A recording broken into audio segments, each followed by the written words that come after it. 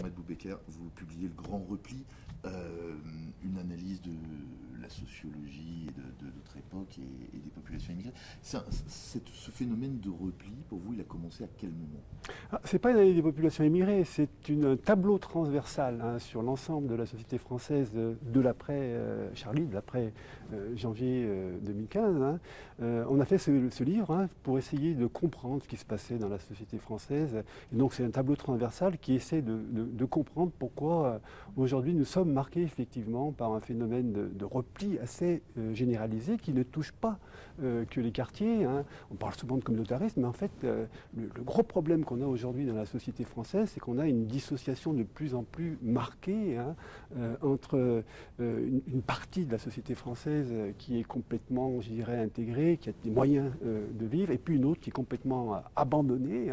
Et ce n'est pas simplement les populations immigrées, c'est aussi une population française qui ne se sent plus chez elle, qui se sent abandonnée parce qu'effectivement, aujourd'hui, il y a un vrai problème qui est lié au fait que notre société n'arrive pas justement à rentrer dans le XXIe siècle. On arrive à dater, à trouver l'origine de ce repli, qui soit d'un côté ou de l'autre? Alors, si on prend les questions d'un point de vue social, bon, on peut parler d'un délitement qui date des années 70, bien entendu. Si on peut parler du problème qui est lié, aux relations interethniques en France, ces questions sont marquées depuis les années 80. Néanmoins, ce qui est marquant, c'est le début des années 2000, parce que c'est à ce moment-là que des politiques très particulières ont commencé à être prises en compte. Et ce qui nous a marqué dans cet ouvrage, c'est d'essayer de comprendre comment dans un pays qui a des valeurs fondamentales, un héritage fondamental républicain, comment ces valeurs sont aujourd'hui remises en cause par des discours publics qui sont le fait d'hommes politiques, mais aussi d'intellectuels, qui aujourd'hui affirment qu'en fait, il y aurait un gros problème aujourd'hui qui serait lié à l'immigration, qui serait lié à l'islam, et qui serait lié au fait qu'on a des populations qui seraient non intégrables dans ce pays. Qu'est-ce que les attentats contre Charlie ont changé à ça? Alors, les attentats contre Charlie ont été un moment, comment dire, c'est le début, je pense, c'est le début de... je dirais que il me semble, je dirais que la France rentre dans la mondialisation avec Charlie, parce que finalement cette violence à laquelle on n'était pas du tout habitués nous arrive comme ça et nous tombe dessus.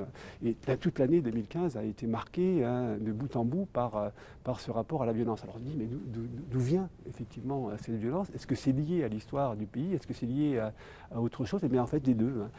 Cette violence elle est liée effectivement à une histoire qui est au-delà de nos frontières, parce que nous rentrons effectivement dans un monde qui est, où tout est interconnecté, où finalement ce qui se passe là-bas interréagit avec ce qui se passe ici, et où très concrètement le malaise des quartiers rencontre finalement ce qui se passe en Irak et en Syrie. On a affaire à une violence qui vient du cœur des sociétés, qui est en jeu aujourd'hui.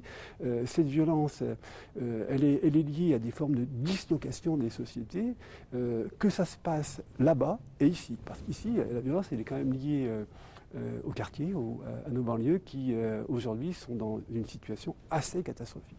Ces quartiers, ces banlieues, ces populations que vous auscultez depuis des années, aujourd'hui, après Charlie, est-ce que la situation s'est aggravée selon vous?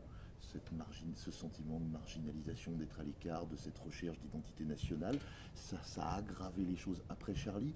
Ou au contraire, la prise de conscience qui est arrivée derrière permet d'espérer que le balancier est en train de repartir dans l'autre sens? Alors, on a effectivement, avec Charlie, ce qui s'est passé, ce qui a été très marquant, c'est tout de même l'esprit du 11 janvier. Il y a quand même eu une manifestation qui a marqué la France entière, et on a pu croire, on a pu penser, on a pu espérer que le vivre ensemble serait remise en valeur à partir de là, hein, effectivement, malgré le fait que les événements étaient dramatiques, que la France pouvait enfin se parler, enfin, que les différentes composantes de la société française pouvaient enfin se reparler. Hein. Malheureusement, d'un point de vue politique, il n'y a pas grand-chose qui a été fait. Le Premier ministre s'était engagé comment on dit, il avait parlé finalement lui aussi d'apartheid dans les quartiers à l'époque. Hein. Mais malheureusement, finalement, il n'y a pas grand-chose qui a été fait. Hein. Et on se retrouve au bout de l'année 2015 dans une situation où le débat aujourd'hui, c'est celui de la déchéance de la nationalité. Alors les personnes qui se sont senties, comment dire, un peu visées, mais ce n'est pas directement les victimes, mais qui ont senti qu'elles étaient exclues justement, se retrouvent aujourd'hui encore plus exclues. Elles ont l'impression que aujourd'hui, même cette exclusion va passer par le droit, parce que très concrètement, aujourd'hui, l'idée c'est qu'il y aurait peut-être demain deux sortes de Français, des Français de souche et des Français de papier, des Français qui ne seraient pas véritablement de vrais Français. C'est quelque chose qui alerte beaucoup aujourd'hui dans les quartiers. Et donc on est passé du slogan Je suis Charlie. Et hier j'étais dans une réunion à Lyon où il y avait différentes associations qui commencent justement à réfléchir sur cette question de déchéance de la nationalité, et elles mettent en avant un slogan qui est Je suis déchu. Alors de Je suis Charlie à Je suis déchu, il y a quand même une année qui s'est passée, qui a été marquée par la violence. Est-ce que les attentats de novembre n'ont pas un peu quand même changé les choses? Alors les attentats de novembre, ce qui était marquant, c'est qu'en fait, ils visaient tout le monde parce que c'est la jeunesse effectivement qui a été touchée, et les victimes étaient issues de toute origine. Hein, c'est ça qui est marquant. Donc effectivement, hein, alors on peut penser que ça pouvait changer quelque chose, mais on est aujourd'hui finalement il ne faut pas oublier qu'après il y a eu les élections régionales. Hein, donc on est tout de même aujourd'hui dans une phase politique comment dire, de durcissement. Hein. On a l'impression que les politiques ne veulent plus prendre en compte la société, ce qui se passe dans la société, et on est dans une logique uniquement sécuritaire, hein, ce qui est finalement assez dangereux. On n'a pas de politiques qui sont prises en compte pour éviter, pour essayer de comprendre ce qui s'est passé dans ces quartiers. Alors nous, à l'université, on essaye tout de même de réfléchir, de voir exactement ce qu'il serait possible de faire, hein, pour penser ces quartiers. Et puis c'est une mission sociale de l'université que d'essayer aussi de... Alors on essaie de... Je dis que c'est à l'état exploratoire aujourd'hui. Hein, on essaie de construire des cours qui pourraient... Parce qu'il y a une mission, comment dire, qui est essentiel, qui est celui de redonner un esprit critique dans les quartiers. Hein. On a l'impression à chaque fois que c'est qu'un problème lié à l'islam. Non, c'est un problème qui est lié aussi à l'ignorance, qui est lié aussi au fait que ces quartiers sont de plus en plus détachés de la société française. Donc, hein, en même temps, ces quartiers, on a parmi nos publics beaucoup de jeunes qui en viennent. Et donc l'idée, ce serait d'essayer de construire quelque chose, un module de cours, hein, qui permettrait de valoriser les appartenances, parce que beaucoup de ces jeunes-là pensent que leurs appartenances non seulement ne sont pas valorisées, hein, mais elles sont stigmatisées. C'est tout le problème qu'on a aujourd'hui.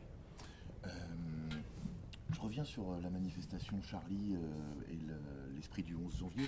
Il y a un sociologue, Emmanuel Todt, qui a quand même fustigé un peu, c'est les gens qui étaient descendus dans la rue. Est-ce que vous faites la même analyse de ce mouvement de l'après-Charlie? Pas du tout, pas du tout, même si j'apprécie par ailleurs les travaux de Todt, hein, mais je trouve que son formalisme statistique n'est pas adapté. On ne peut pas dire que l'esprit du 11 janvier n'était pas quelque chose que partageait l'ensemble de la société française, même si, bien entendu, hein, il faut reconnaître les choses. Hein, mais certaines personnes, aujourd'hui, dans un pays où le droit est fondamental, se sentent effectivement hors droit, parce qu'effectivement, les droits de l'homme, ils ont l'impression que c'est les droits de l'homme et du citoyen, ils ont l'impression que c'est pas pour eux, parce que le droit au travail, le droit au logement, le droit à l'éducation, ils ont l'impression d'en être exclus. Alors, justement, hein, il a l'impression d'être aussi stigmatisé par ces manifestations, et c'est vrai que les quartiers, les banlieues ne sont pas descendus. Ça ne veut pas dire qu'ils étaient complètement en dehors de ce mouvement. Bien au contraire, ils étaient tout aussi inquiets, et sans doute plus inquiets que la population française en général. Vous avez parlé donc vous avez publié ce livre. Vous parlez de ce qui essaye de se mettre en place au niveau de l'université. Il y a eu une prise de conscience du monde éducatif. Il a beaucoup été mis en cause après Charlie, notamment parce qu'il a peut-être pas bien su expliquer les choses, qu'il a eu peur aussi des réactions. Et Vous avez l'impression qu'en termes d'éducation, on a progressé de ce point de vue-là? On a un problème de fond. De toute manière, le problème de fond, c'est aussi la mutation de la société française. L'université n'échappe pas aux politiques libérales qui sont en cours aujourd'hui. On a des moyens de plus en plus limités. Il y a l'opposition entre des filières d'excellence et des filières, comment dire, assez générales qui finalement ne sont pas bien dotées. C'est tout le problème. Donc effectivement, dans ce contexte-là, c'est la concurrence qui est importante. Et bien entendu, comprenez bien que dans ce cadre-là, il est difficile d'apporter, de se mobiliser justement pour mettre en avant des publics qui sont délaissés par la société du travail, mais délaissés aussi par la société éducative. Donc c'est une mission centrale pour l'université, c'est la mission sociale de l'université. On a commencé à réfléchir avec l'ancien président de l'université, Khaled Bouabdallah, à la mise en place d'une université populaire en direction de ces quartiers. C'est très difficile à mettre en œuvre. Je reviens sur l'actualité, les binationaux. Il est question de frapper d'indignité nationale les Français aussi, ce qui permettrait d'éviter de faire des distinctions entre les déchéances de binationaux et le principe d'indignité nationale qui commence visiblement à émerger. Ça peut être une solution pour sortir de cette crispation? Je ne pense pas du tout que cette solution permette de sortir des crispations. Je pense que tout simplement, cette question de la déchéance est une aberration, est une déchéance des valeurs de gauche et une déchéance de la République parce qu'elle peut aboutir effectivement à créer et à construire deux sortes de citoyenneté en France, une citoyenneté reconnue et une citoyenneté au rabais. Malheureusement, tout ça nous rappelle étrangement ce qui s'est passé à l'époque de l'Algérie coloniale. C'était l'époque du second collège des électeurs. Merci.